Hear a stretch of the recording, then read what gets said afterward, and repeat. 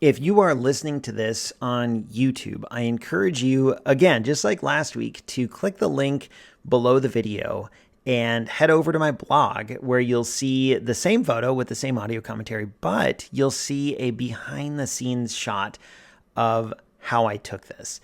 And it's kind of cool. Like, I don't mean to be self-aggrandizing here, but I'm super happy with what happened here.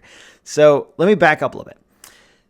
What you're looking at here is a very tiny Loch Ness monster that my friend from work, Rebecca, brought back with her when she visited Scotland recently. And she got these little Loch Ness monsters for several of us on the team. I think everyone got one.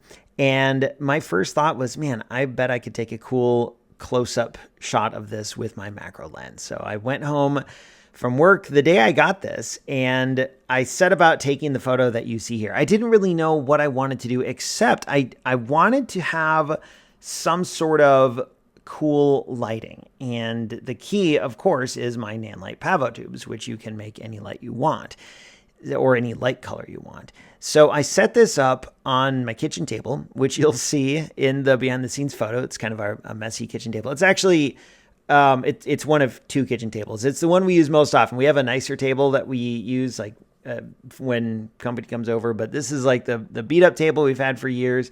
It's had a lot of love and a lot of good use. So anyway, that's where this photo is taken, my kitchen table.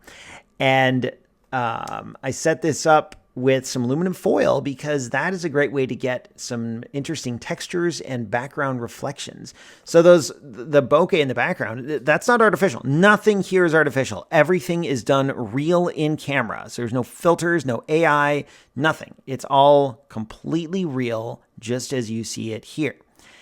And you get that with light and physics and learning how to control your camera and lighting to get the photo you want. So the background is a reflection from crumpled aluminum foil, which you'll see in the behind the scenes shot. I've got blue and red lights. I've got a white light illuminating the Loch Ness Monster. And I've even got a light that I'm holding in my hand as I take this photo so that you can see the eye of the Loch Ness Monster, which by the way is about an inch, maybe an inch and a half long from head to tail. So this thing is very small and this is not cropped. What you're seeing here is as it was captured in camera, which is why if I sound really excited, it's because I am. Like, this is such a fun photo to take. And I took several shots like this. I adjusted the lights a little bit and I moved the camera around just a little bit and it wasn't quite working out. And then I realized, well, of course, the Loch Ness Monster, which I know it's not real, but it's fun to talk about it. The Loch Ness Monster swims in a lake in Lake Ness, in Loch Ness. And so I need water. So I poured some water on the aluminum foil and it looks like the water, because of the surface tension, the water is like wrapping the body of this Loch Ness Monster, almost like it has just emerged from the water or is like moving through the water because there's actual water in this photo.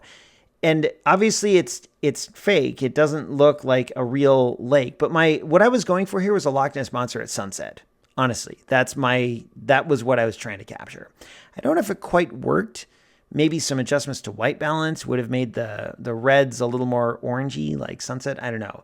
But I was super happy with how this turned out. And it was such a fun photo today. It took an hour to, like, from the time I got home to the time I was done with this and the editing. Like, this was a long photo to take. But it was really fun. And I'm really glad I did it. So I hope you enjoy the results.